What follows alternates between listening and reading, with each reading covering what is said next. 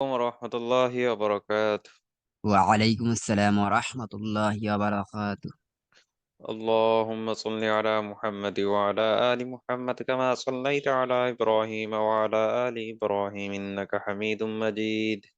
اللهم بارك على محمد وعلى آل محمد كما باركت على إبراهيم وعلى آل إبراهيم إنك حميد مجيد.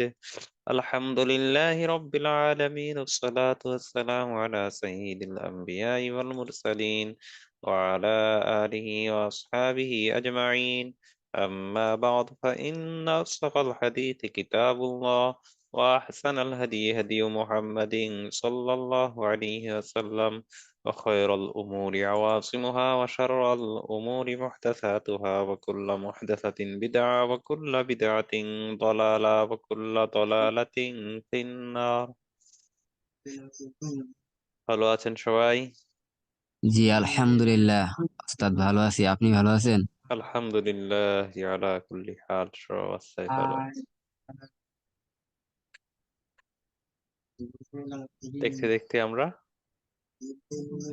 একদম লাস্ট পর্যায়ে চলে এসেছি। আর কয়দিন হবে ক্লাস তো জানি না। দিন জানেন না? কেন নোটিশ পাননি? পরীক্ষা কত তারিখে? 30 30 30 তারিখে পরীক্ষা? দেখতেছি।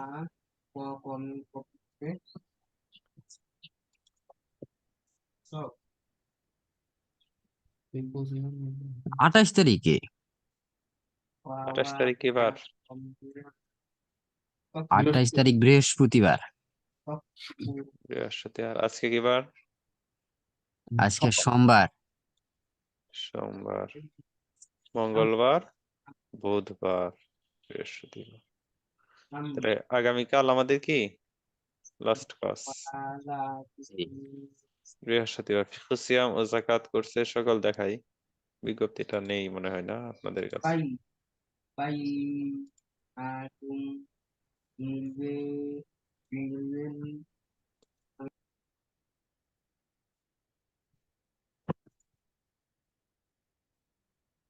ফিকহুস সিয়াম ও যাকাত কোর্সের সকল স্টুডেন্টদের অবগতির জন্য জানানো যাচ্ছে যে আগামী 17ই রমজান অর্থাৎ 28শে মার্চ তারিখ বৃহস্পতিবার, 28শে মার্চ তারিখ বৃহস্পতিবার রাত 10টা থেকে 15 মিনিট পর্যন্ত ফিকহুস সিয়াম ও যাকাত কোর্সের সমাপনী পরীক্ষা অনুষ্ঠিত হবে ইনশাআল্লাহ। ওস্তাদ, এটা কি এই টাইমে উপস্থিত থাকতেই হবে, মানে 10টা থেকে 10টা 15 পর্যন্ত? উম, জানি না কেমনে স্যার, কিভাবে 10টা থেকে 10টা 15 পর্যন্ত তো জয়েনিং টাইম, কিন্তু পরীক্ষা কত মিনিট হবে একটু যদি বলতেন। এই যে লেখা আছে সব মূল এক্সাম ও ডেমিক্স। উল্লেখ্য যে মূল এক্সামের পূর্বে তথা 26শে মার্চ মঙ্গলবার রাত 10টা 10টা থেকে 10টা 15 পর্যন্ত অনলাইনে একটি ডেমো এমসিকিউ এক্সাম অনুষ্ঠিত হবে। এই যে লিংক এখানে দেওয়া আছে, আপনাদের ওখানে দিয়েছে না কি জি বলে? জি। তাহলে সেখানে দেখেন নাই কেউ? একাধিক কোর্সে রেজিস্ট্রেশন করে থাকলে যে কোনো একটা ডেমো এক্সামে অংশগ্রহণ করতে পারবেন ইনশাআল্লাহ। এখানে আছেন একাধিক কোর্স থেকে? ফিকহুস সলাতেও তো মনে হয় আছেন। জি জি, আমি 3টায় আছি। 3টায় আছেন, হ্যাঁ। জি, তারপর পরীক্ষা যে কোনো একটাই। আমি যে কোনো গতবার একটা পরীক্ষা দিতে পারবো। এই যে লেখা আছে না, কেউ একাধিক কোর্সে রেজিস্ট্রেশন করে থাকলে যে কোনো একটি ডেমো এক্সামে অংশগ্রহণ করলেই হবে ইনশাআল্লাহ। আচ্ছা, বুঝতে পারছি, মানে ডেমোর ক্ষেত্রে, মানে আর নমুনা আর কি, নমুনা নমুনা এক্সাম। হুম হুম। জি, আসসালামু আলাইকুম ওস্তাদ। ওয়ালাইকুম সালাম। মানে ওই কোর্স সম্পর্কিত একটা প্রশ্ন আর কি। ওই যে একটা নতুন একটা কোর্সের বিজ্ঞপ্তি আসছে, Arabic speaking and Quran learning course, 6 মাসের। তো জি। ওখানে ওই যে ওদের ক্লাস হবে শনি সোম বুধ, আবার লেখা আছে আলিম কোর্সকারীদের জন্য বিশেষ ছাড় আছে। আবার ক্লাস তো শনি সোম বুধ আলিম কোর্সের আমাদের ওই সময়ই হয়, তাহলে একসাথে মানে একই সময় ক্লাস তো ওভারল্যাপিং হলো। আলিম কোর্সকারীদের জন্য ছাড় দেওয়া হলো, কিন্তু তারা তো করতে পারবে না। ছাড় দেওয়া হলো কিন্তু ছাড় গ্রহণ করার কি সুযোগ নাই। সুযোগ নাই। এটা ওস্তাদ, হতে আপনি পারে। তো আমাদের আলিম কোর্সের ক্লাস নিবেন সামনের সেমিস্টারে। আপনি তো জানতে চাইছিলাম যে এই যে যে কোর্সটার জন্য দিল অ্যারাবিক ল্যাঙ্গুয়েজ, আমাদের আলিম কোর্সে তো অলরেডি সামনের সেমিস্টারে অ্যারাবিকে গ্রামার বা ইসলামিক মানে কোরআন ট্রান্সলেশনের উপরে সাবজেক্ট আছে। তাহলে কি জি, ওইটা আমাদের জন্য কি করার দরকার আছে? কারণ আমাদের তো সামনে কভার হইতেছে, একটু আসলে ব্যাখ্যা করতে পারবেন? আরবি তো তো জি। যত বেশি দিন পড়া যায় তত ভালো। অনেকেই দেখা যায় যে আইএম থেকে আলিম হয়ে যায়, কিন্তু মানে আরবিটা জানে না। কারণ এখানে তো স্বাভাবিকভাবে আপনারা যেহেতু জেনারেল পার্সন, তো সেই হিসেবে আপনাদের আমরা যেইভাবে পড়েছি সেইভাবে পড়ালে হবে হবে না। তো সহজভাবে উপস্থাপন করা হয়, যেমন এমসিকিউ। এমসিকিউ মূলত কি? পরীক্ষাই না, এমসিকিউ পরীক্ষার নামে মাত্র পরীক্ষা, কারণ এমসিকিউ কোনো পরীক্ষা হতে পারে না। কারণ তিনটা ফর্মালিটি। অপশন, হ্যাঁ তিনটা অপশন দেওয়া আছে। এখন জি, না আপনার করলে পাস করা যায়। হ্যাঁ আপনি আপনি জানেন এমনি আপনার কাছে যে কোনো, মনে করেন আপনাকে একটা প্রশ্ন করলাম যে মুয়াবিয়া রাদিয়াল্লাহু আনহুর বাবার নাম কি? আপনার মনে আছে তা আবু আবু দিয়ে কি যেন কি, মনেই নেই। কিন্তু যখন দেখলেন আবু সুফিয়ান, তারপরে উসমান রাদিয়াল্লাহু আনহু, আলী রাদিয়াল্লাহু, তখন আপনার মনে, ও আবু সুফিয়ান, এটা তো লেখাই আছে। আপনি যে একবার পড়ে গেলেন, সেটাই কি আপনার হয়ে গেল। তো এটা শুধুমাত্র ক্লাস করলেই কেমন যেন হয়ে যায়। তো সেই জন্য যারা ভালো করে পড়তে চান তাদের জন্য যত বেশি পড়বেন তত বেশি ভালো। তাহলে টাইমিংটাতে ওস্তাদ এমন ওভারল্যাপিং হয়েছে, মানে একটা করলে একটা ছেড়ে দিতে হবে। যে ওইটার সম্পর্কে ম্যানেজমেন্টের সাথে আপনারা কথা বলেন। আমি আর কি জানালাম আপনাদের পরীক্ষা কবে, বুঝতে পারছি, সেটা জি। আমার জানানোর দায়িত্ব ছিল, সেটা আর কি জানিয়ে দিলাম। আমি এই একটু যে কনফার্ম হতে চাইছিলাম যে আমাদের যে এটা মনে করেন যে আলিমে যেহেতু অনেকগুলা ক্লাস আছে, অনেকগুলা মানে আলিমের চাপটা তো কম না।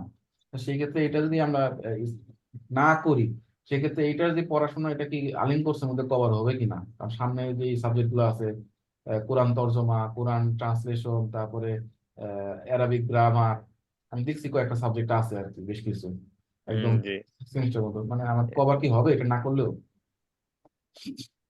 না করলে, যদি ওই সিস্টেমে দেওয়া থাকে আপনার, সে তো হবে, কিন্তু কথা হলো যে যদি বেশি পড়া যায় তাহলে ভালো। ভালো আর কি। ঠিক ঠিক আছে। জি, এই যে পরীক্ষার দিক নির্দেশনা আপনারা দেখে নিন, হ্যাঁ। জি, ইনশাল্লাহ। এমসিকিউ এক্সাম পরীক্ষার সময় 15 মিনিট, এমসিকিউ যে 15 মিনিট পরীক্ষার সময় এমসিকিউ পদ্ধতিতে 25টি প্রশ্ন থাকবে, একাধিক প্রশ্নের সম্ভাবনা থেকে একটি নির্বাচন করতে হবে 250 মার্কে। আচ্ছা ঠিক আছে, আপনারা দেখে নিন। ওস্তাদ অ্যাটেন্ডেন্সের কি আপনি কি স্ক্রিনশট নিয়ে রাখেন? না, এটা তো সফটওয়্যারের মাধ্যমে হয়। এটা কি সম্ভব স্ক্রিনশট দিয়ে রাখা? এখানে তো সংখ্যা কম, এমনি তো 1000-এর কাছাকাছিও থাকে, 600, 700, 800। এটা কি স্ক্রিনশট দেওয়া সম্ভব? আচ্ছা, তাহলে তাহলে আমরা কিভাবে মানে আপনারা নেন? আমাদের সফটওয়্যারের এটি মাধ্যমে জয়েনিং হয়ে যাই, সফটওয়্যারের আপনি মাধ্যমে যখন রোল হয়ে যায়। নাম্বার দিয়ে প্রবেশ করেন তখন ওই সফটওয়্যার মাধ্যমে অটো অ্যাটেন্ডেন্স পড়ে যায় আর কি। আর রোল নাম্বার ছাড়া প্রবেশ করলে তখন আর সফটওয়্যার ওটা নিতে পারেন অ্যাটেন্ডেন্স। আপনি দুই ক্লাস আমার করেন, এমনি তো অথচ আপনি আপনার নিজের নাম দিয়ে দিচ্ছেন, তা তাহলে আপনি অ্যাটেন্ডেন্স পাবেন না। না, আমার নামের সাথে রোলও আছে। এমনি নামের আমি সাথে শুধু রোল কয়েকদিন হবে। শুধু রোল দিতে হবে। শুধু রোল দিতে হবে। জি। ও, এমনি আমি কয়েকদিন নেটের ডিস্টার্বের কারণে মানে জয়েন হয়েছি, এরপর আবার বাইরে গেছে, আবার জয়েন হয়েছে, এরকম হয়েছে। এটার কারণে কি সমস্যা হবে? এতে সমস্যা মানে, কিন্তু ওই শুধু রোল দিয়ে প্রবেশ করতে হবে। আর রোলের সাথে নামটা বা অন্য কিছু থাকা যাবে। ও আচ্ছা। আচ্ছা ঠিক আছে, পড়ি এবার আমি। ওস্তাদ আরেকটা প্রশ্ন ছিল, এখানে তো ভিডিও তো দুইটা দিছিলেন আমাদেরকে। ওই কই একটা আছে যে ওইখানে টেলিগ্রামে দুইটা ভিডিও দিছিল, ওইখানে এগুলা পয়েন্ট দিবে বলছে, ওইখান থেকে প্রশ্ন করবে। ওটা কিভাবে মানে ইয়া করবে? ওইখানে তো ডাইরেক্ট ভিডিও দিতে ফেলছে, রেকর্ডেড ভিডিও। না, আমি তো দেখি যে না, আমি তো গ্রুপে উম্মতের নেই। ফিকির আর উম্মতের ঐক্য নিয়ে সম্ভবত দুটি ভিডিও দেওয়া হয়েছে। জি জি, ওগুলা মার্ক কিভাবে দিবেন? ওইরকম ভাবে মানে প্রশ্ন, এমসিকিউ প্রশ্ন করবে, যেরকম মনে করেন এই যে এই এতে এই আমাদের এই ফিকহ সিয়াম ও জাকাতে জি এই জি। করছে না, এই করছে শুধু সিয়াম ও জাকাত, এই দুইটা সম্পর্কে প্রশ্ন আমি করেছি, এগুলো আমি জানিও না। অতিরিক্ত কিছু প্রশ্ন থাকবে, যেরকম মার্কস উস্তাদের উম্মতের ফিকির এবং উম্মতের ঐক্য নিয়ে দুটি ক্লাস আছে, সেই ক্লাস থেকেও প্রশ্ন থাকবে। সেটা কি আমার এই ক্লাসে? যে ওই দেখেন ওই মধ্যে দেখেন ওই নোটিশে দেওয়া আছে, ও ওই যে দেখা যাচ্ছে 4 নম্বর নোট, এই 4 নম্বর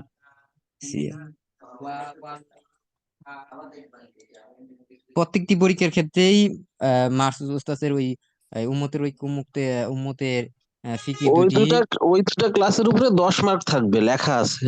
হুম। আচ্ছা ঠিক আছে।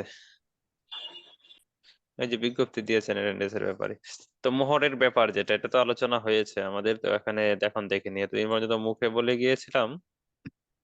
আর এখন কি করবো? আগে প্রশ্ন উত্তরে যেগুলো করেছিলেন আপনারা, স্বামীর কাছে পাওনা মোহরের নেশাব পরিমাণ হলেও তা স্ত্রী হস্তগত হওয়ার আগ পর্যন্ত তাতে যাকাত ফরজ হয় না।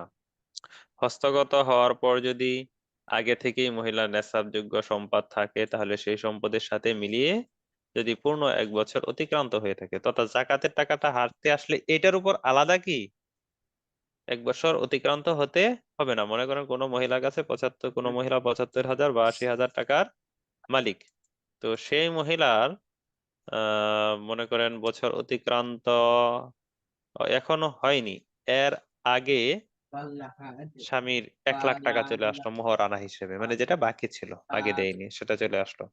তো এখন মহিলা বছর অতিক্রান্ত হলে কত টাকার জাকাত আদায় করবে এবং বছরটা কিভাবে হিসাব করবে? বছরটা হিসাব করবে ওই যে সে যখন 80,000 টাকার মালিক হয়েছিল, সেই 80,000 টাকার মালিক যেদিন হয়েছিল তা থেকে নিয়ে যে 1 বছর এখানে আলাদাভাবে, তথা মোহরের টাকাটা যেদিন পেয়েছে সেদিন থেকে নিয়ে বছর হিসাব করা যাবে না। বুঝাতে পারলাম? জি। আর যদি স্ত্রীর মহারণা পাওয়ার আগে থেকেই নেশাব পরিমাণ অর্থ বা সম্পদের ওই কথাটা চলছে আর কি, আমি যেটা বললাম। আর যদি মহারণা পাওয়ার পরে মনে করেন 40,000 টাকার মালিক কোন একজন মহিলা, তো 40,000 টাকার মালিক স্বামীর কাছে মহারণা হিসেবে পেল 1 লাখ টাকা, তো আগে তো সে নেশাবে মালিক ছিল না, তো আজকে তো থেকে আপনি কি পিডিএফ হিসাব। শেয়ার করছেন?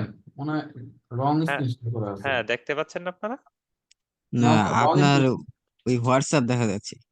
কি বলেন পিডিএফ? টেলিগ্রাম দেখা যাচ্ছে। আমি তো পিডিএফ এই দেখিয়ে পড়াচ্ছিলাম। আচ্ছা এবার দেখেন। জি, এবার দেখা যাচ্ছে।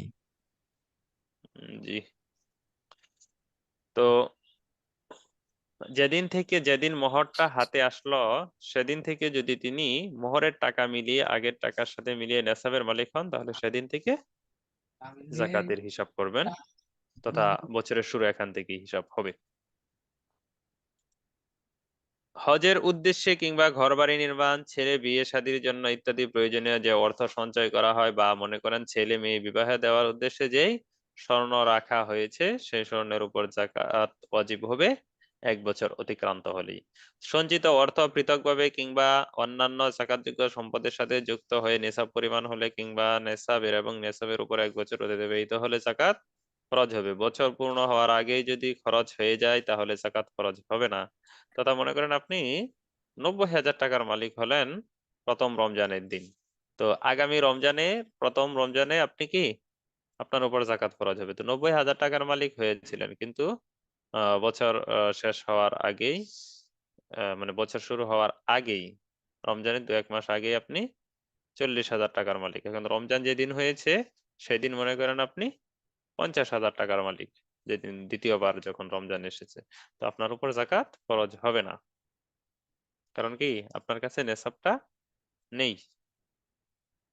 অন্যের পক্ষ থেকে জাকাত আদায় করলে তার অনুমতি নিতে হবে, অন্যথায় জাকাত আদায় হবে না। আপনার স্ত্রীর উপর জাকাত খরচ হয়েছে, জানেন যে তার স্বর্ণেরটা সে দিবে না, তার স্বর্ণের কি জাকাত সে দিবে না, তাই আপনি দিয়ে দিবেন। তো আপনি তার কাছ থেকে অনুমতি নেননি, না নিয়ে আপনি দিয়ে দিলেন, জাকাত আদায় হবে না।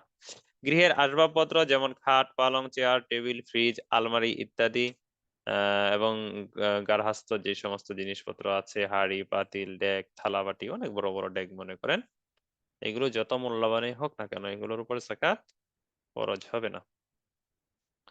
অবৈধ সম্পদের বিধান হলো, মানে অবৈধ সম্পদ যদি আপনার হস্তগত হয় তাহলে সেটার উপর তো যাকাত ওয়াজিব হবেই না।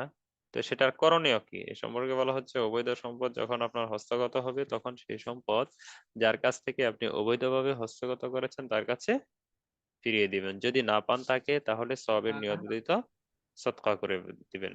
উদাহরণত 1 লাখ টাকা আছে কারো কাছে, তার মধ্যে 25,000 টাকা অবৈধ। তো 25,000 টাকা অবৈধ হলে সেই 25,000 টাকা তিনি তার মালিকের কাছে ফিরিয়ে দিবেন, যার কাছ থেকে অবৈধভাবে গ্রহণ করেছেন। যদি মালিককে না পান তাহলে সওয়াবের নিয়ত পুরোটাই, এই 25,000 পুরোটাই সদকা করে দিবেন। আর বাকি যে 75,000 টাকা আছে এর উপর তিনি জাকাত দিয়ে দিবেন। এই টাকার কি জাকাত দিয়ে দিবেন যদি বছর অতিক্রান্ত হয়ে থাকে। জাকাত আদায়ের পূর্ণ জাকাত আদায়ের জন্য পূর্ণ শর্ত হলো আবশ্যকীয়ভাবে হকদারের মালিকানা হক পৌঁছে দেওয়া। যতটুকু হকদারের মালিকানাধীন হবে ততটুকু জাকাত হিসেবে গ্রহণযোগ্য হবে।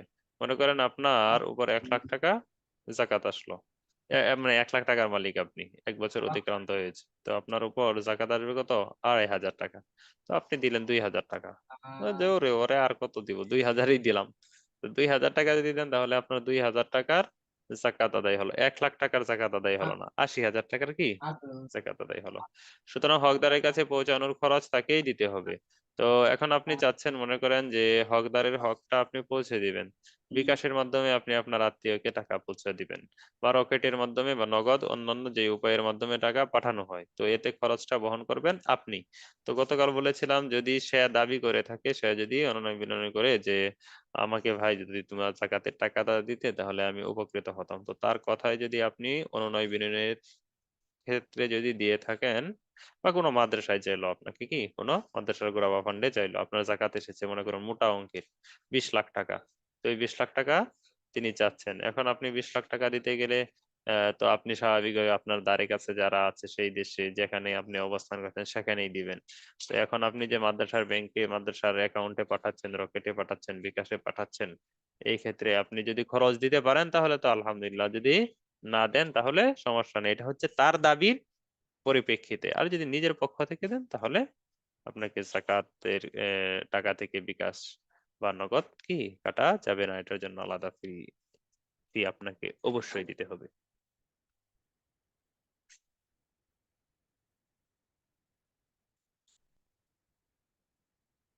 জাকাত শুধু মুসলমানদেরকেই দেওয়া যাবে, অতএব আপনার পার্শ্ববর্তী যে হিন্দু আছে বা বৌদ্ধ আছে, আপনার বাড়ির কাছে খ্রিস্টান আছে, না খেয়ে মারা যাচ্ছে, তো ভাবলেন যে জাকাতও যেহেতু এসেছে তো সে মুসলিমকে দিয়ে দেই 5,000 টাকা, আপনার জাকাত আদায় কোনো অবস্থাতেই হবে না। এখন কথা হলো তাকে তো জাকাত দিতে পারলাম না, তাকে কি জাকাত দিতে পারলাম না, তো এমনি কি সাধারণ দান সদকা করা যাবে? হ্যাঁ, সাধারণ দান সদকা করা যাবে, এতে কোনো সমস্যা নেই। জাকাতের উপযুক্ত মনে করে যদি কাউকে জাকাত দিয়ে দেন, মানে আপনি ভালোভাবেই মানে করেছেন, চিন্তা ভাবনা করেছেন যে এই লোক আসলে জাকাত খাওয়ারই যোগ্য, পরিচিত লোক একজন আপনার কাছে এসেছে, তো ভালোভাবে জাস্টিফাই করে দিয়ে দিলেন, কিন্তু পরবর্তীতে জানতে পারলেন তিনি আসলে জাকাত খাওয়ার যোগ্য নয়, তিনি হচ্ছেন পেশাদার ভিক্ষুক, তো সেই ক্ষেত্রে আপনার জাকাত আদায় হয়ে যাবে। কিন্তু যদি প্রমাণিত হয় এরা মূলত কাফের, মুসলমানই না, তাহলে আপনার জাকাত আদায় হবে না।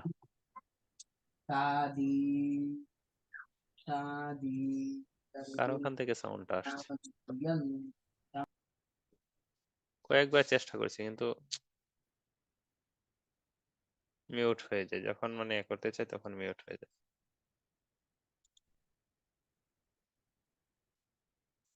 এবারের মাসালা হলো আপনি আপনার 50,000 টাকা আপনার জাকাত এসেছে, টাকাটা আলাদা করে রেখেছেন। তো আলাদা করে রেখেছেন এই জন্য যে আপনার কাছে গরিব এতিম আসবে যখন, তখন তাকে আপনি দিয়ে দিবেন।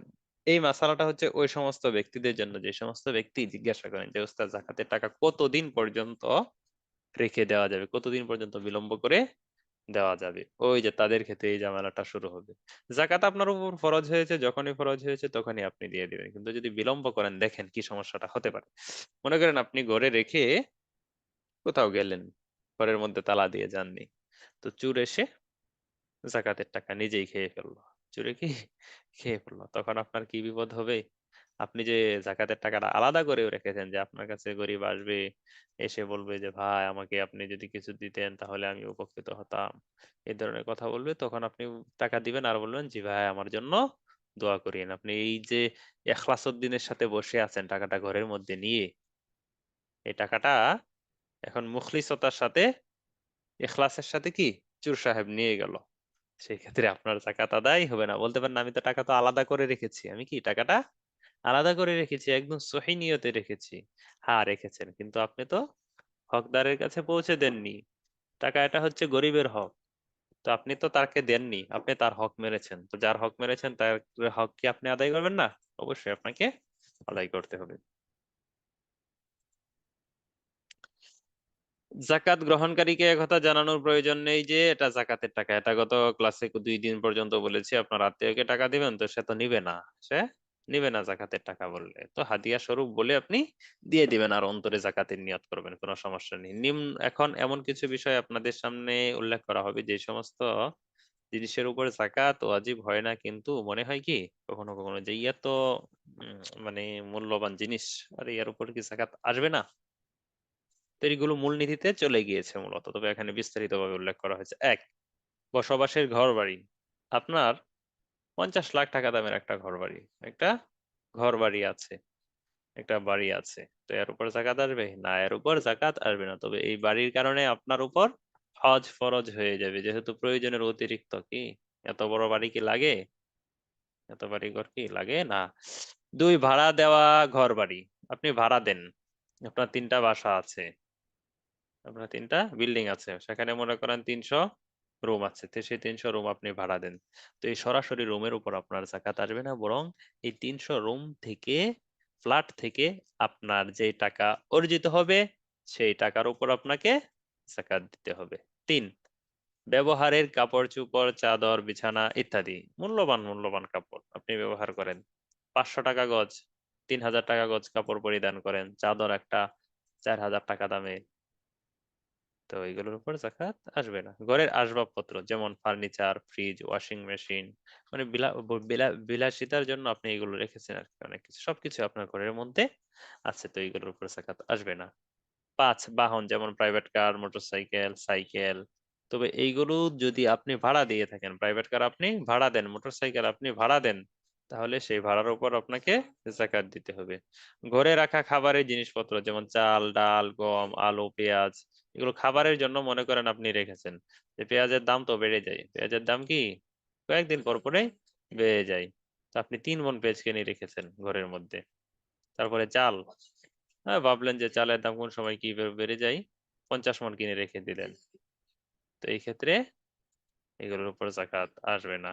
7, স্বর্ণ রূপা ছাড়া অন্যান্য সাজসজ্জার জিনিসপত্র যেমন হীরা, মণিক, পাথর, এগুলো আপনার এখানে আছে, যেমন হীরার তৈরি অলংকারাদি, যদি তা ব্যবসার উদ্দেশ্যে না রাখা হয়, ব্যবসার উদ্দেশ্যে রাখা হয়নি, আপনি আপনার স্ত্রীকে দিবেন, দিচ্ছেন, তো এই ক্ষেত্রে এর উপর জাকাত ফরজ হবে না। পড়ার জন্য উদ্দেশ্য রাখা বইপত্র, পড়ার উদ্দেশ্যে আপনি 5 লাখ টাকার বই কিনে রেখেছেন, বাংলা সাহিত্য আছে, আরবি সাহিত্য আছে, তাফসির আছে, এই অনেক ধরনের বই আছে, তো এইগুলোর উপর জাকাত আসবে না। 10, পেশাজীবীদের বিভিন্ন জিনিসপত্র যেমন মেশিন, কলকারখানার, এগুলো তো গিয়েছে আলোচনা, ট্রাক্টর, লাঙ্গল, এগুলোর উপর জাকাত আসবে না। ব্যবসায়ীদের তাদের যে সকল পণ্য বাকিতে বিক্রি করে সেই বকেয়া টাকারও জাকাত আদায় করতে হবে। আপনি 50,000 টাকার বাকি দিয়েছেন, তো এই 50,000 টাকার আপনার জাকাত দিতে হবে। তো এক্ষেত্রে তারা টাকার জাকাত বিক্রির পর থেকে নিয়মিত আদায় করতে পারে, অথবা টাকা হস্তগত হওয়ার পর পেছনের বছরের একত্রে আদায় করতে পারে। মানে 2টা অপশন, এক হচ্ছে যখন থেকে বাকি দিয়েছে তখন থেকে জাকাত আদায় শুরু করবে, আর একটা হচ্ছে যখন হাতে আসলো তখন থেকে দিবে, তখন থেকে কত বছরেরটা দিবে, মনে করেন 3 বছর পরে আসলো, তো 3 বছরে বিগত 3 বছরের জাকাত আদায় করবে। অবশ্য যদি কোনো পাওনা টাকার ব্যাপারে এমন আশঙ্কা প্রবল হয় যে এই টাকা ফেরত পাওয়া যাবে না, তবে সেটা জাকাত দিতে হবে না। এরপর যদি ওই টাকা হস্তগত হয় তখন থেকে তা জাকাতের নেশাবভুক্ত হবে, মানে তখন আপনার যে টাকা আছে যদি আরো টাকা থাকে জাকাতের, তাহলে সেই টাকার সাথে মিলিয়ে কি এটার 1 বছরের জাকাত আদায় করতে হবে। অবিকৃত পণ্যের বর্তমান বাজার দর হিসেবে জাকাত আদায় করতে হবে। কিভাবে? মনে করেন আপনার এখানে ফার্মেসিতে 5 লাখ টাকার ঔষধ আছে, মানে ঔষধগুলো আপনি 5 লাখ টাকা দিয়ে কিনেছেন সেটা আমি বলছি না, মনে করেন এখন বিক্রি করতে গেলে 5 লাখ টাকা হবে, তো এই 5 লাখ টাকা ধরে আপনাকে জাকাত দিতে হবে। দোকান বাসার সিকিউরিটি হিসেবে প্রদত্ত অ্যাডভান্স কার উপর আসবে? তো আমাদের দেশে যে প্রচলিত সিস্টেমটা আছে এটা মূলত নাজায়েজ। তো এই নাজায়েজ সিস্টেমটার উপরে যাই। হালাল সিস্টেম কি? হালাল সিস্টেমটা আগে বলে নেই। হালাল সিস্টেম হচ্ছে, মনে করেন অ্যাডভান্সটা মূলত হয় কেন? অ্যাডভান্সটা মূলত হয় ওই যে ঝামেলার জন্য, যে কোন সময় কি পোল্ট্রি মারে কিনা, টাকা থাকলে তো এগুলো পারবে না। আল্লাহু আকবার। তো একটু বুঝাই অ্যাডভান্সের। এই দোকান আপনি অ্যাডভান্স দিচ্ছেন, অ্যাডভান্স নিচ্ছেন 5 লাখ টাকায়। কত? 5 লাখ 5 লাখ। টাকায়। তো এই 5 লাখ টাকা যে আপনি মালিককে দিবেন, কি হিসেবে দিবেন? আপনি মালিককে যে দিচ্ছেন এটা হচ্ছে মানে হিসেবে, জামানত বা আমানত হিসেবে দিলেন। তো এই টাকাটা তিনি এভাবে রেখে দেওয়াটা কি ঠিক না? কি হিসেবে রাখছেন তিনি? তো যাই হোক, এখন উনি যে টাকাটা, ক্যামেরা অন হয়ে গেল কার? তো এই টাকাটা ইসলামিক শরিয়ার দৃষ্টিতে আপনাকে এইভাবে দেওয়ার দরকার ছিল যে, মনে করেন 20 বছর, 20 বছরে ভাড়া আসবে 5 লাখ টাকা। তো 20 বছরের জন্য 5 লাখ টাকা আপনি অগ্রিম দিয়ে দিলেন। তো কোনো কারণবশত 10 বছর থাকলেন, তাহলে আপনাকে 2.5 লাখ টাকা ফেরত দিয়ে দিবে। এটা ছিল সিস্টেম। তো বর্তমানে সিস্টেম যেটা আছে সেটা নিয়ে আলোচনা করি।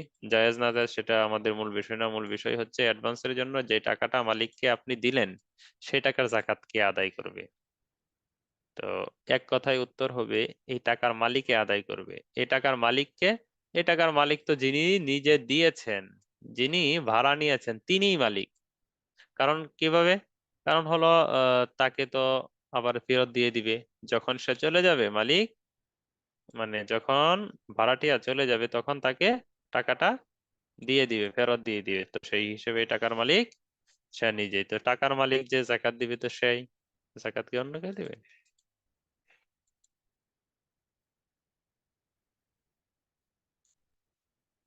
আল্লাহ আকবার।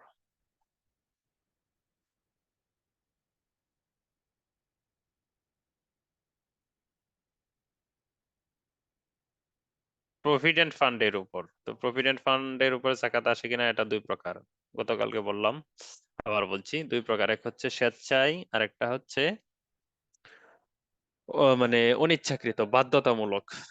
বাধ্যতামূলক, মনে করেন আপনি অফিসে আছেন বা সরকারি হাতে আছেন, আপনার থেকে বাধ্যতামূলক ভাবে কেটে নিবে। তো এই টাকা যখন আপনার হস্তগত হবে তখন আপনি এর জাকাত দিবেন।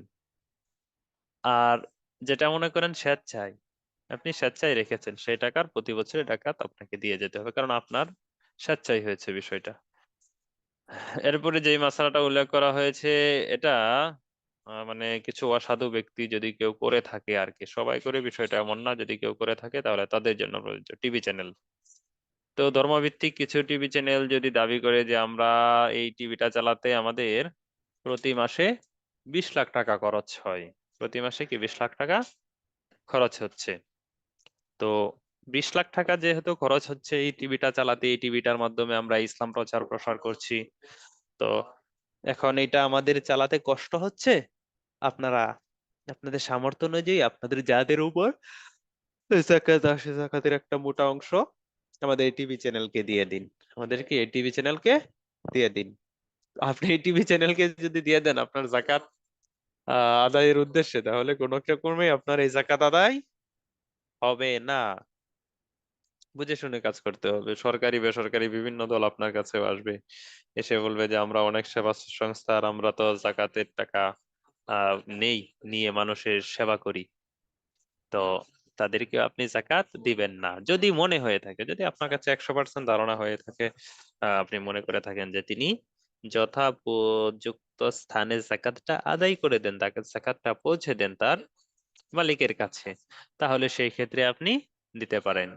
এছাড়া নিজেরটা নিজে দেওয়ার চেষ্টা করবেন। তবে যদি আপনার এমন হয় যে আপনি মানে পারছেন না, আপনার কাছে কেউ নেই বিশ্বস্ত, বা আহ আপনি গিয়ে দিতে পারেন না, মোট কথা যে যে কোনো কারণে, আবার আপনার বিশ্বস্ত লোক আছে, বা আপনি দিতে পারলেও ভালো লোকদেরকে বাছাই করে দিতে পারবেন না, তো আপনার কাছে একজন জানাশোনা আলেম আছে যিনি জাকাত নিয়ে তার আপন স্থানে পৌঁছে দেন, ভালো স্থানে পৌঁছে দেন, তো সেই ক্ষেত্রে আপনি তার কাছে যেতে পারবেন। বুঝতে পারলাম? জাকাত ও ট্যাক্সের মধ্যে পার্থক্য কি? জাকাত ও ট্যাক্সের মধ্যে পার্থক্য হচ্ছে, জাকাত হলো ইসলামের বিধানসমূহের মধ্য থেকে একটি বিধান। ইসলামের ভিত্তি হচ্ছে 5টি, তার মধ্য থেকে অন্যতম একটি বিধান হচ্ছে জাকাত।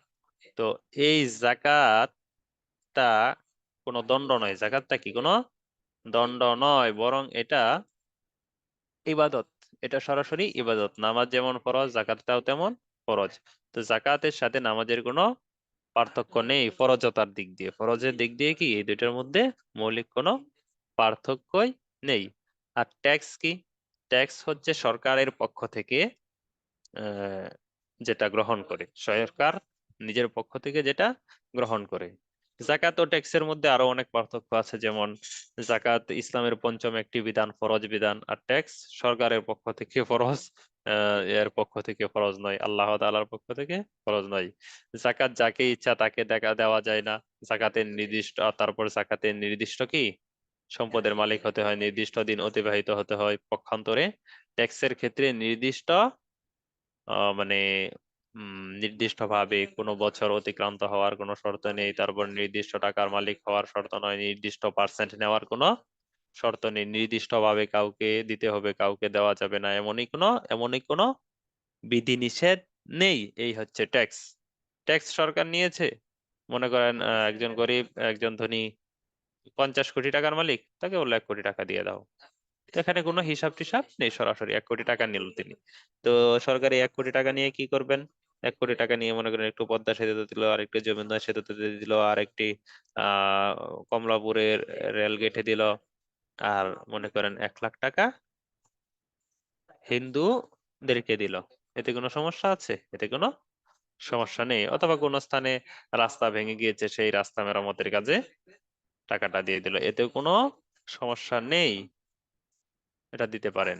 কিন্তু জাকাতের টাকা কি এমন না? জাকাতের টাকা এমন নয়। তো আপনি যদি ট্যাক্স আদায় করে দেন আর মনে করেন যে ট্যাক্স যেহেতু দিয়ে দিচ্ছি আমার জাকাত তো আদায় হয়েছে, না, এটা ভুল কথা, আপনার জাকাত আদায় হয়নি।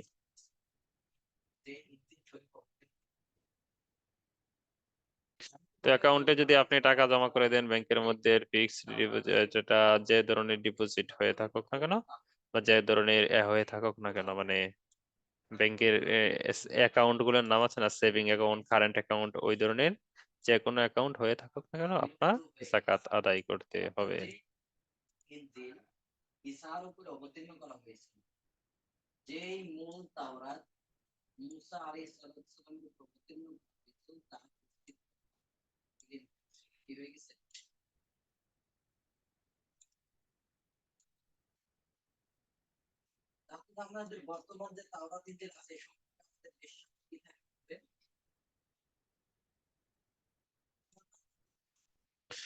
ওস্তাদ, শুধু স্বর্ণ থাকলে 7.5 ভরির কম এবং কোনো নগদ টাকা না থাকলে, অথবা 1 ভরি স্বর্ণের সাথে নিসাবের কম নগদ টাকা থাকলে জাকাতের মাসালাটা আরেকবার বললে ভালো হতো। এক হচ্ছে, এটা তো কয়েকবার বললাম, আলোচনাটা করলাম। আপনার কাছে 1 ভরি স্বর্ণ আছে। তো 1 ভরি স্বর্ণ থাকলে আপনার কাছে দেখেন বছর অতিক্রান্ত হয়েছে এমন 10 টাকা 5 টাকা আছে কিনা, যদি বলেন হ্যাঁ আছে, তো আপনাকে এর জাকাত দিতে হবে। এখন বলতে পারেন টাকার উপরও আলাদাভাবে কিনা, না, টাকার উপরও আলাদাভাবে বছর অতিক্রান্ত হওয়া শর্ত নয়। ওই কথাটাই বলেছি, এই কথাটাই আমি বলেছিলাম। এর উপর জাকাত ওয়াজিব হয়ে যাবে। মূলত স্বর্ণ থাকে কিন্তু একদম টাকা থাকে না, 500 টাশো 500 1000 টাকা থাকে না, এইগুলো হতে পারে না, জাকাত দিতে হবে। এটাই বোঝানোর উদ্দেশ্য, বর্তমানে উলামায়ে কেরাম এটাই বুঝিয়ে থাকেন, কারণ এটা ভুলাশিতা হয়। ওস্তাদ, মনে করেন কারো কাছে 1 ভরি স্বর্ণ থাকে আর 10-20 টাকা থাকে, পরে টাকাগুলি খরচ হয়ে যায়, 10 টাকা যেদিন ছিল ওই দিন থেকে 1 বছর আবার 10 টাকা হলো, তাহলে কি 10 টাকা যেদিন ছিল ওই দিন থেকে 1 বছর পর আবার 10 টাকা থাকলে কি জাকাত ফরজ হবে? জি, জাকাত ফরজ হবে। ওস্তাদ, কেউ যদি কোনো কারণে রোজা না রাখে একদিন, তাহলে সেটা একটা রোজা কাজা করবে? অনেক গরমের জন্য যদি রোজা অনেক কষ্টকর হয়ে যায় এবং রোজাটা ভেঙে ফেলে, সেক্ষেত্রে বিধান কি? কাজা করবে নাকি কাফারা দিতে হবে? আপনি দেখেন সাহিবুল বাইতি আদরাবি মা ফিহি, বাড়ির মালিক জানে বাড়িতে তার কি আছে। কেমন ধরনের ত্রিপাসা ছিল? না পান করলে কি মারা যেত, অঙ্গহানি হয়ে যেত? যদি এমনটা হয় তাহলে কাজা। আর এটা হয় না, যারা ভঙ্গ করে ফেলেন আগে কি হয়ে ভঙ্গ করে ফেলেন, কাজা কাফারা উভয়টা আসবে ইচ্ছাকৃত ভাবে এমন করলে। উস্তাদ, আমার গয়নার জাকাতের যোগ্য হয়েছে 1 বছর থাকার কারণে, কিন্তু আমার ব্যাংকে টাকা কিছুদিন দিনের হয়েছে, তাই সব মিলিয়ে জাকাত দিতে হবে টাকা ও গয়না? জি উস্তাদ, আমার আম্মু আগে জানতো না যে 7.5 ভরি স্বর্ণর সাথে টাকা, কম স্বর্ণের সাথে টাকা থাকলে জাকাত দিতে হয়। এখন কি এতদিন যে জাকাত দেয়নি সেগুলোর জাকাত এখন দিতে হবে? দিলে কোন নিয়মে দিতে হবে? হ্যাঁ, অবশ্যই দিতে হবে। কত টাকা দাম ছিল সেই দাম অনুযায়ী জাকাত দিবে প্রথমে, তারপরে এর আগের বার কত ছিল, এর আগের বার কত ছিল, এইভাবে এসে এসে জাকাত দিতে থাকবে। উদাহরণস্বরূপ মনে করেন 6 ভরি স্বর্ণ ছিল, তো 6 ভরি স্বর্ণের মূল্য কত ছিল ওই সময়ে, কত ছিল, আর টাকা কত ছিল? মনে করেন 2015 সালে 6 ভরি স্বর্ণের মূল্য মনে করেন 6 লাখ টাকা ছিল। আর মানে বিক্রি করতে গেলে 6 লাখ টাকা ছিল, আর 1 লাখ টাকা ছিল বা 50,000 টাকা ছিল। তাহলে সেই হিসেবে 6.5 লাখ টাকা। তো 6.5 লাখ টাকার জাকাত তিনি আদায় করবেন। তারপরে 2016 সালে এসে দেখবেন এখন বর্তমানে স্বর্ণ তার কাছে কতটুকু থাকে আদায় করার পর। যদি দেখেন 5.5 ভরির উপরে আছে, তাহলে সেটার মূল্য কত হতো 2016 সালে, এবং সাথে সাথে কত টাকা ছিল সেই টাকার হিসাব করে জাকাত দিবে। তারপরে কত থাকে এইভাবে আসবে। কেউ 1 কোটি টাকা ব্যবসার জন্য ঋণ নিল, এটা দিয়ে সে ব্যবসার ইনফ্রাস্ট্রাকচার খরচ করলো 80 লক্ষ টাকা। যেমন মেশিনারিজ কিনলো, অফিস ডেকোরেশন করলো, বাকি 20 লক্ষ টাকা দিয়ে সে বিক্রয় পণ্য কিনলো, যার বিক্রয় ভ্যালু 25 লক্ষ টাকা, ও অন্যান্য জাকাতযোগ্য সম্পদ আছে 20 লক্ষ টাকা। এখন কি তার জাকাত আসবে? আসলে কত টাকা?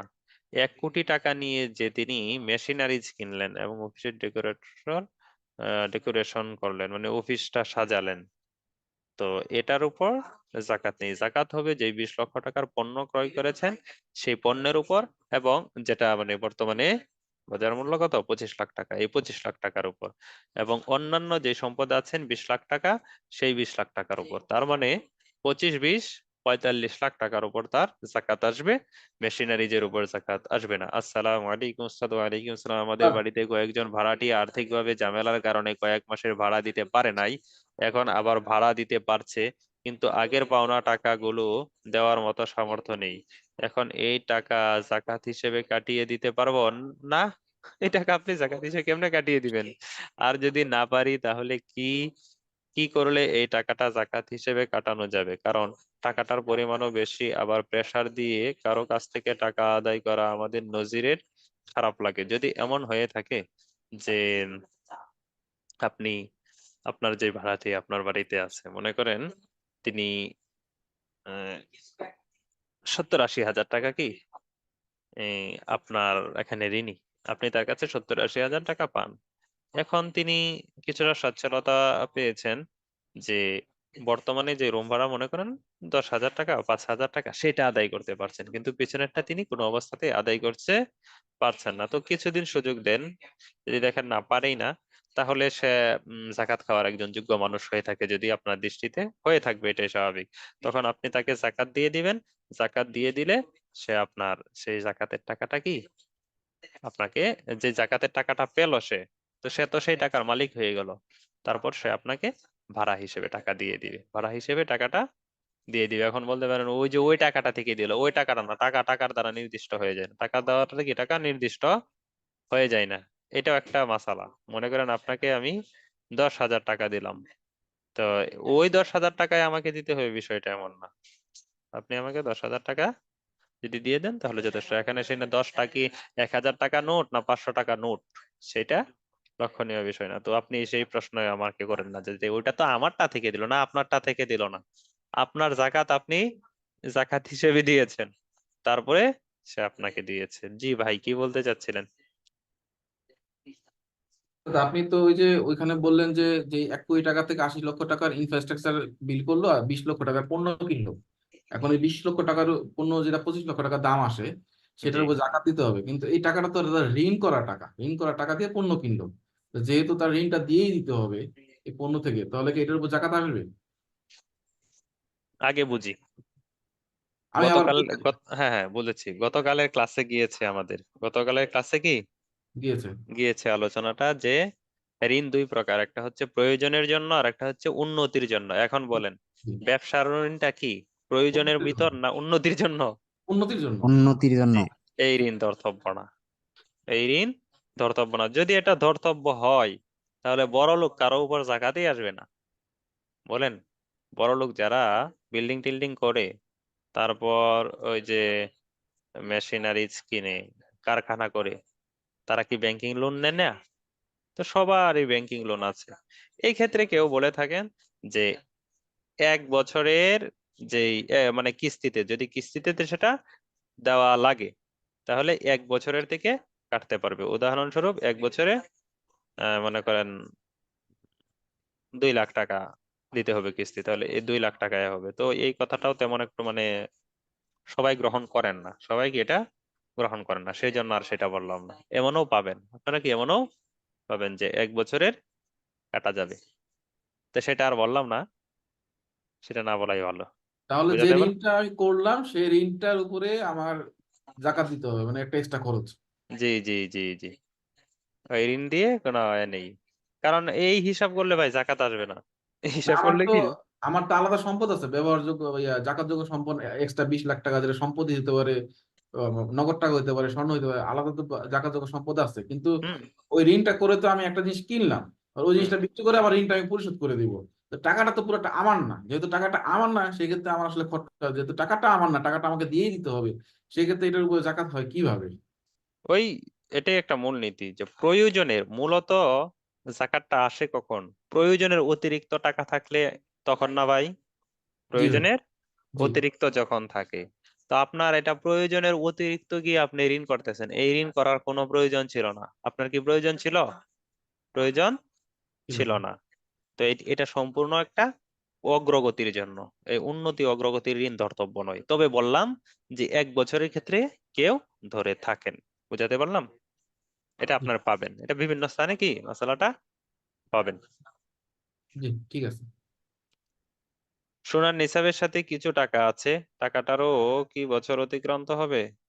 আপনার সোনার নেশাব যদি পরিপূর্ণ হয়ে থাকে তাহলে টাকাটার আলাদাভাবে নেশাব মানে এক হওয়ার প্রয়োজন নেই, এটা তো বলেছি আগে।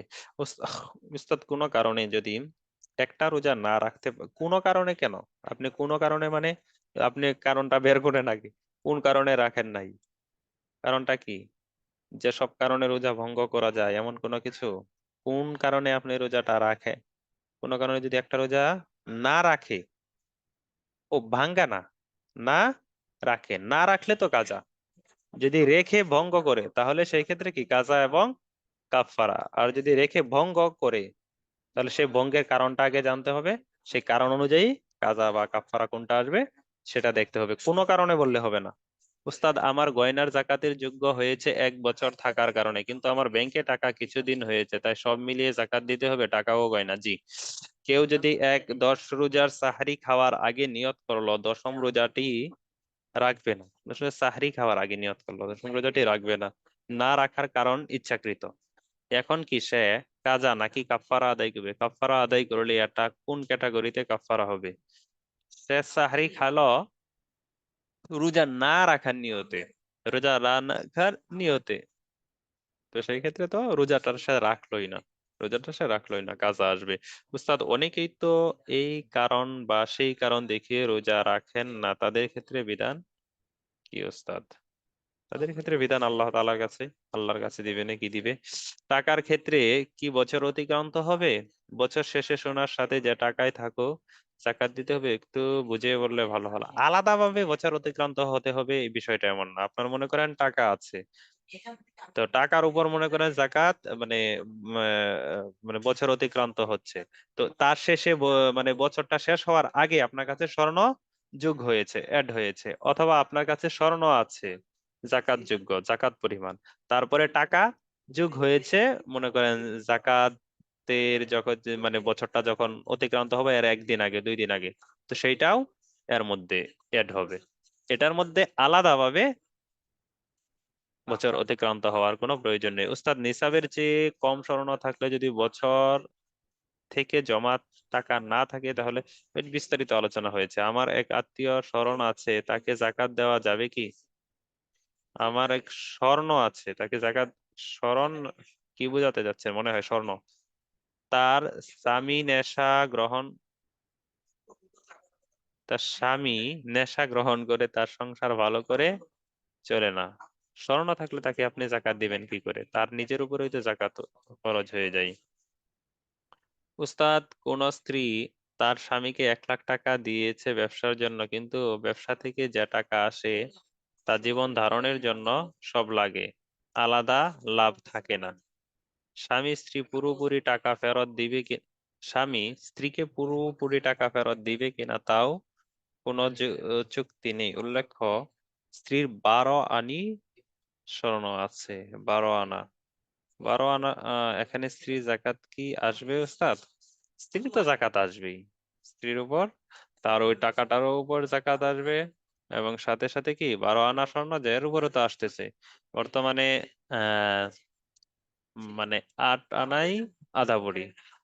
আধা ভরি গতকালকে মানে যদি হিসাবটা করি গতকাল অনুযায়ী, তাহলে গতকালকে ছিল 22 ভরির দাম 1,14,000, তার মানে 50,000, 57,000, আট মানে 8 তোলা যেটাকে বলে আর কি, 8 আনা, 8 আনার উপরেই জাকাত চলে আসতেছে, সবটার উপর জাকাত আসবে। তো সেই ক্ষেত্রে স্বামী একটা কাজ করে দিতে পারেন, যদি মনে হয় যে দিতেই পারবে না তাহলে স্বামীকে মালিক বানিয়ে দেন। যেহেতু আপনার সংসার এইভাবে হচ্ছে, স্বামীকে সরাসরি মালিক বানিয়ে দেন, যে তোমার টাকাটা আমি মাফ করে দিলাম, তোমার টাকাটা কি মাফ করে দিলাম।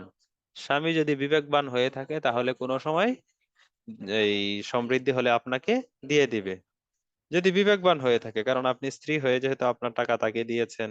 আর এটাই হচ্ছে মানবীয় দৃষ্টি, এটা মানবীয় দৃষ্টি, আপনি টাকাটার মালিক বানিয়ে দেন, তাহলে কোনো ঝামেলাই হয় না।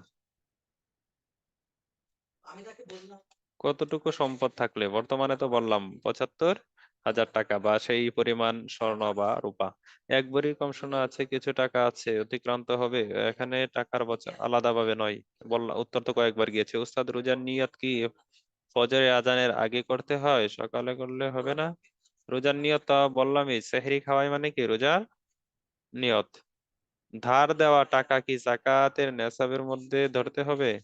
হ্যাঁ, অবশ্যই, আপনি যে জাকাত দিয়েছেন, ধার দিয়েছেন, এটা আপনার নেসাবের মধ্যেই আসবে। এখন কথা হলো, গতকালকে যে প্রশ্নটা এসেছিল এই সম্পর্কে, যে এইভাবে আমি যদি ধার দিয়ে যাই আর আমার জাকাত চলে আসে, তাহলে তো আমার সম্পদ শেষই হয়ে যাবে, আমার সম্পদ কি একদম শেষ হয়ে যাবে। আসলে বাহ্যিক দৃষ্টিতে সম্পদ শেষ হচ্ছে, বাহ্যিক দৃষ্টিতে কি সম্পদ শেষ হচ্ছে দুনিয়াতে, কিন্তু আখিরাতের ক্ষেত্রে আপনি লাভবান হচ্ছেন। আর আপনি টাকা ধার দিলে আল্লাহ তাআলা এমনও তো হতে পারে, আপনি 1 লাখ টাকা কাউকে ধার দিয়েছেন, আল্লাহ আপনাকে অন্য দিক থেকে 3 লাখ টাকা দিয়ে দিয়েছে। তো আপনি আবার যদি মনে মনে আরে 3 লাখ টাকা আজকে আমার হাতে আসলো, 1 লাখ টাকা যে ধার দিলাম, ওই 1 লাখ টাকা যদি হাতে থাকতো, কি করলাম। আসলে আপনার যে 3 লাখ টাকা আয় হয়েছে, এখন বর্তমানে যে 3 লাখ টাকা আয় হয়েছে, এই 3 লাখ টাকা আয় হয়েছে মূলত আপনার 1 লাখ টাকা ধার দেওয়ার কারণে। এ সম্পর্কে হাদিস আছে একটা, যে রসুল সম্ভবত মেশকাত শরীফে রাসূল সাল্লাল্লাহু আলাইহি ওয়াসাল্লামের কাছে এসে এক ভাই অভিযোগ করলেন, বড় ভাই বা ছোট ভাই, যে একজনের নামে আর কি, একজনের এক ভাই অপর ভাইয়ের নামে অভিযোগ করলেন যে, ইয়া রাসূলুল্লাহ, আমার ওই ভাই তো শুধু দিন নিয়ে ব্যস্ত থাকে, দিন নিয়ে কি ব্যস্ত থাকে, আর আমি যে সম্পদ কামাই, আমি তো এইরকম সম্পদ কামাই কামাই করি, তো সেও যদি করতো তাহলে তো আরো বেশি হতো, আমি তো অনেক কিছু কামাই করে ফেলি। তখন রাসূল সাল্লাল্লাহু আলাইহি ওয়াসাল্লাম বলেছেন যে, হতে পারে তার কারণেই তোমাকে রিজিক দেওয়া হচ্ছে, তার কারণেই কি তোমার প্রশস্ততা চলে এসেছে। তো এমনও হতে পারে আপনি 1 লাখ টাকা ধার দিয়েছেন, সেই 1 লাখ টাকার কারণে আল্লাহ তাআলা আপনার উপর বরকত দান করেছে। অন্যান্য মানুষের প্রতি মাসে মনে করেন রোগের কারণে 20,000 টাকা চলে যায় প্রতি মাসে, এমন মানুষ আছে না? উস্তাদ আমি জমিন কিনে বন্ধক দিতে পারবো কি? জমিন বন্ধক দেওয়া সুদ, সোজা পরিষ্কার কথা, জমিন বন্ধক দেওয়া সুদ। ইয়া করতে পারেন, ভাড়া দিতে পারেন। ভাড়া মানে কি? ভাড়া তো সরাসরি নেয় না, মানে আপনার জমিন আরেকজন চাষ করবে ওইগুলো আর কি, বর্গা চাষ যেগুলোকে বলে ওইগুলো করেন, বন্ধক দিবেন না।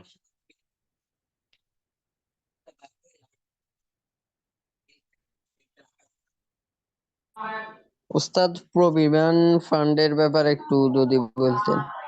ওটা তো একটা তো নিজে করা, ওটা নিজে ঐচ্ছিক, আর একটা হলো বাধ্যতামূলক। যখন যেটা হস্তগত হবে, বাধ্যতামূলক হ্যাঁ যেটা বাধ্যতামূলক সেটা হস্তগত হওয়ার পর সেটার জাকাত আদায় করতে হবে। এই সম্পর্কে স্লাইডের এটা মধ্যে তো গিয়েছে। যেদিন শুরু হয় চাকরির পর থেকেই, মানে ওদের প্রভিডেন্ট ফান্ডের টাকাটা প্রত্যেক মাসে মাসে কাটেনি। জি। যেদিন টাকা পাইবে মানে প্রভিডেন্ট ফান্ডের, ওই দিন টাকা পাইলে, মানে যেদিন থেকে চাকরি শুরু ওই দিন পর্যন্ত, মানে যত টাকা হয়েছে তত টাকা জাকাত দিতে হবে। নেশাব দেখতে হবে সে নেশাবের মালিক কিনা। যদি নেশাবের মালিক হয়ে থাকে তখন সে জাকাতে মানে ওই প্রভিডেন্ট ফান্ডের মানে জাকাতটা দিবে। হস্তগত যখন হলো তখন কি জাকাতটা সে দিবে, পূর্বের জাকাত নেই। হস্তগত হওয়ার পূর্বে যে সময়টা ছিল এটার জাকাত নেই, হস্তগত হওয়ার পরেই তাকে জাকাত দিতে হবে, আর আগে নয়। উস্তাদ আমি ভাড়া কিনবো, জমি ভাড়া কিনবো, দিব, বুঝিয়ে বলেন। আমি ভাড়া কিভাবে কিভাবে দিব? জমি ভাড়া আমাদের সমাজে তো এইভাবে সরাসরি দেয় না। মনে করেন আপনার 5 কাঠা জমিন আছে, 5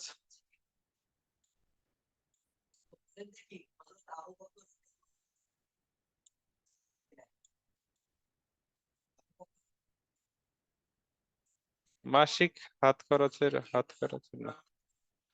খরচের টাকা, যেটা দৈনন্দিন হাত খরচ হয় সেটার তো জাকাত দিতে হয় না, সেটা দিবেন কেন? 2020-এ কত ছিল আমার জানা নেই, দেখে নিয়েন।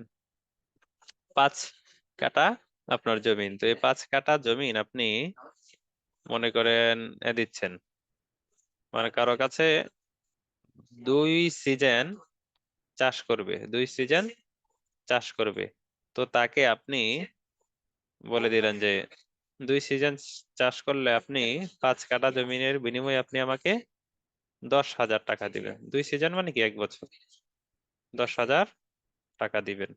তো এই 10,000 টাকা যদি দেয় তাহলে 2 সিজন সে চাষ করার পর আপনাকে আপনার জমিন বুঝিয়ে দিবে। এই হলো একটা সিস্টেম, এটা হচ্ছে ভাড়া সরাসরি।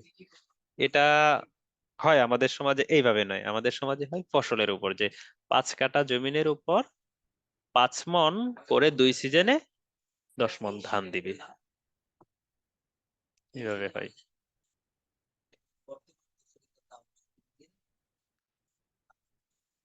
জি, ঠিক আছে তাহলে আজ এ পর্যন্তই,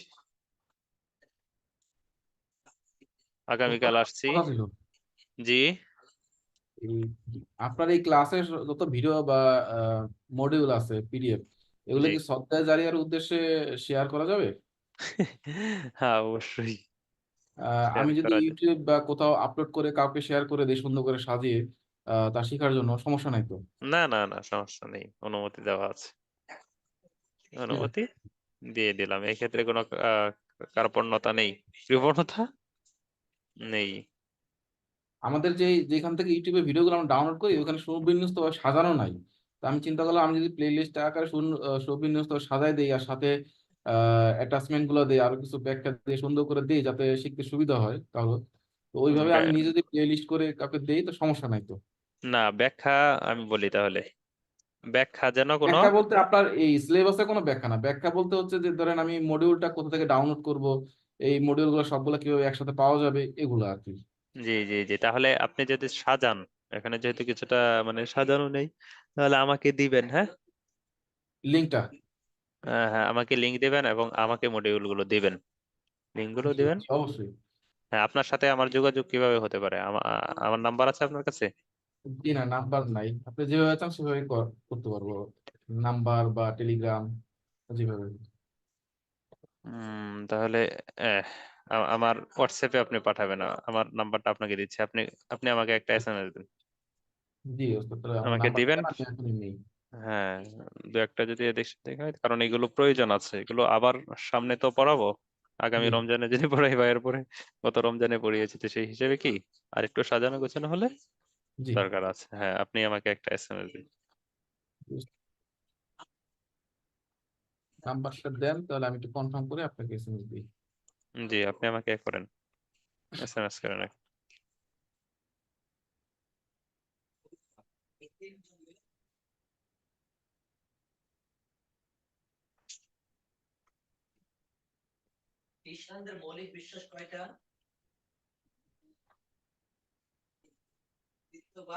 ওস্তাদ, আপনার নাম্বারটা তো আমার কাছে নাই। আপনি আপনি মানে এখানে ডিরেক্টলি এসএমএস করেন। ও, আমার নাম্বারটা এসএমএস করবো? আপনি আমাকে এসএমএস করেন, আমি বুঝবো যে আমি আপনাকে নাম্বারটা দিচ্ছি। ও আচ্ছা আচ্ছা। জি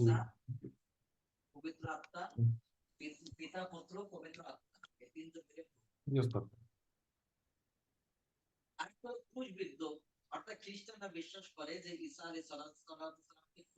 ডিরেক্টলি করেন, ডিরেক্টলি। ও আচ্ছা, জি আমি করতেছি। তো তো সবাই পেয়ে যাবে।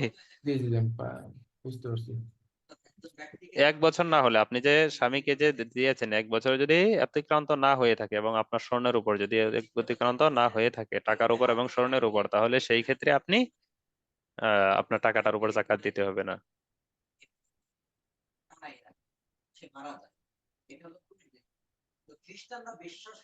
শামীম সরকার আপনি? হ্যাঁ, শামীম সর্দার। শামীম সর্দার, হ্যাঁ, 52 লাস্টে।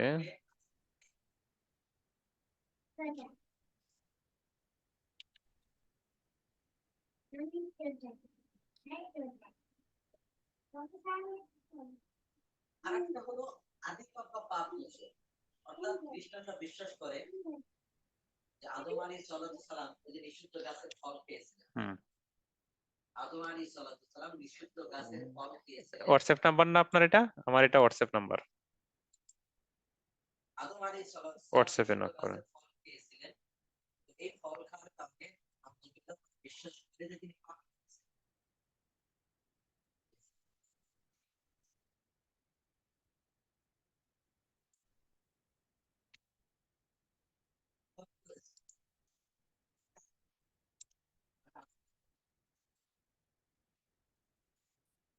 জি, পেয়েছেন?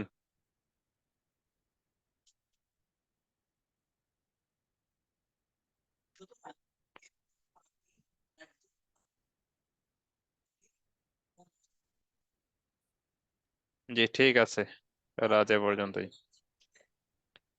আসসালামু আলাইকুম রহমতুল্লাহ বারাকাতুহু।